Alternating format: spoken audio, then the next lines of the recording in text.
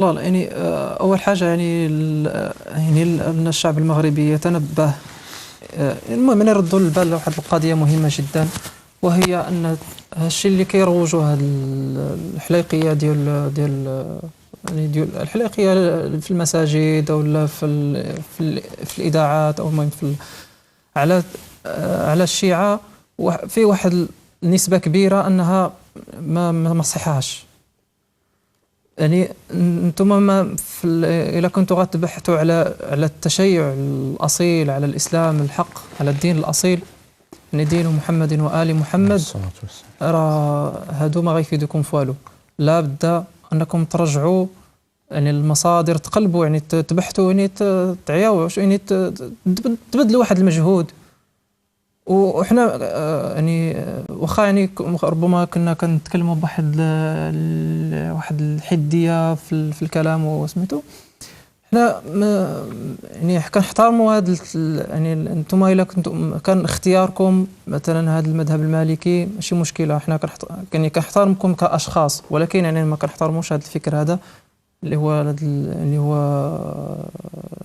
هو المهم يعني الإسلام أبو بكر وعمر، نحن يعني نرفضه جملة وتفصيلا، ولكن نحترم هذا يعني الحرية، يعني الحرية في اعتناق يعني الدين الذي تريدون، لكن شريطة هذا يعني هذا الشيء ما يتطورش ويولي يعني عنف. ويعني مادام أن يعني هذا الاحترام يعني راه كاين، مادام عنده واحد الحدود انه ما يوصلش صحيح. شكرا اخي هشام. كما قال السي هشام ابو جعفر، يعني في الحقيقه غريب يعني الانسان يعني يكون بعيد كل البعد عن انه يكون مثقف ويكون عارف اشنو فعلا شكون هما هاد الشيعة، ويجي في الاخر يحرض عليهم او لا يتصنت لهذوك اللي تيحرضوا عليهم. ف يعني من الانسب لكم، وربما من هذه اللحظه ان شاء الله يكونوا عدد من الناس على الاقل يمشيو يتوعاو شي شويه، يعرفوا شكون هما هاد الشيعة، شكون هما الشيعة الرافضه. نساو ايران راه ما عندها حتى شي علاقه مع الشيعة. ايران دوله تتسمى باسم التشيع، بحال دابا نتوما مثلا تعتبروا داعش تتسمى باسم الاسلام، وان كان فعلا داعش فعلا هي تتبع روايات ابو بكر وعمر.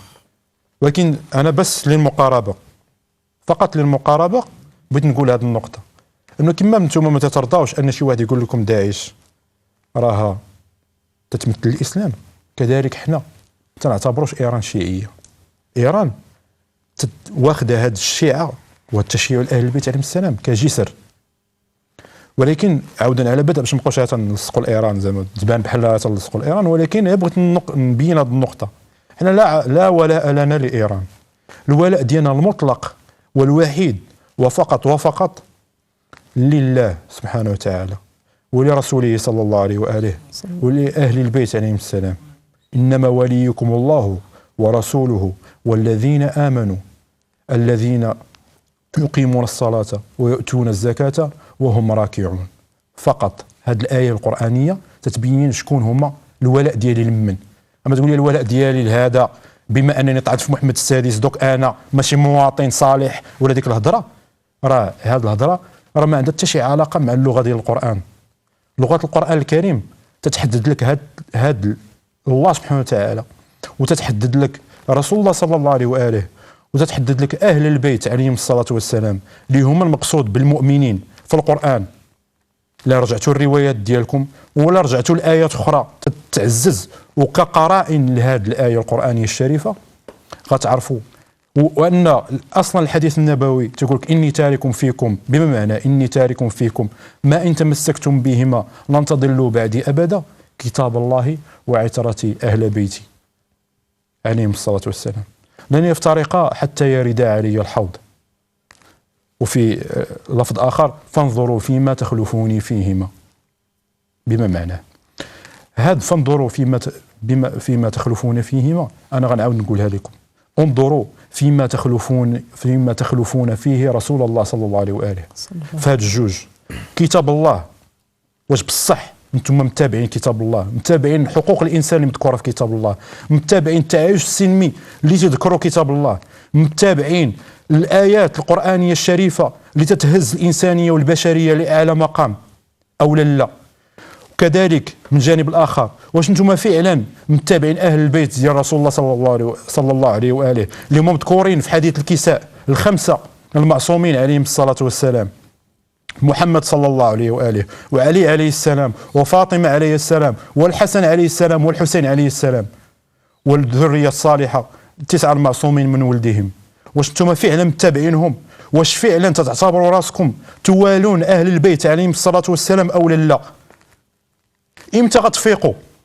إمتى غتتابعوا أهل البيت عليهم الصلاة والسلام؟ وإمتى ما تبقاوش توقفوا ضد شيعة أهل البيت عليهم الصلاة والسلام؟ علاش نتوما ضد شيعة أهل البيت عليهم الصلاة والسلام في المغرب وفي غيره؟ علاش؟ اشنو داري لكم؟ شنو داري لكم بالسلامة؟ شنو درنا لكم؟ حتى شي حاجة. بالعكس تناديوكم باش انكم تتابعوا هذا الدين العظيم، ما تتخليونا اصلا تندويو باش تفهموا شنو عندنا. كوني كان منبر واحد في المغرب من هاد آلاف المنابر اللي كاينين، المنابر التحريضية والظلامية، يكون منبر واحد فقط واحد وتشوف كيفاش غيغير الناس. واحد انسان واحد في المغرب يخليوه يهضر، يقولوا نخليوه يهضر واحد العام ولا عامين، يهضر بحريته، وتشوف كيفاش غينقلبوا الناس يقولوا سبحان الله ما كناش عارفين هذا الشيء. هذا وصلى الله على محمد وآل محمد، والسلام عليكم ورحمة الله وبركاته. اللهم صل على محمد وآل محمد وعجل فرجهم.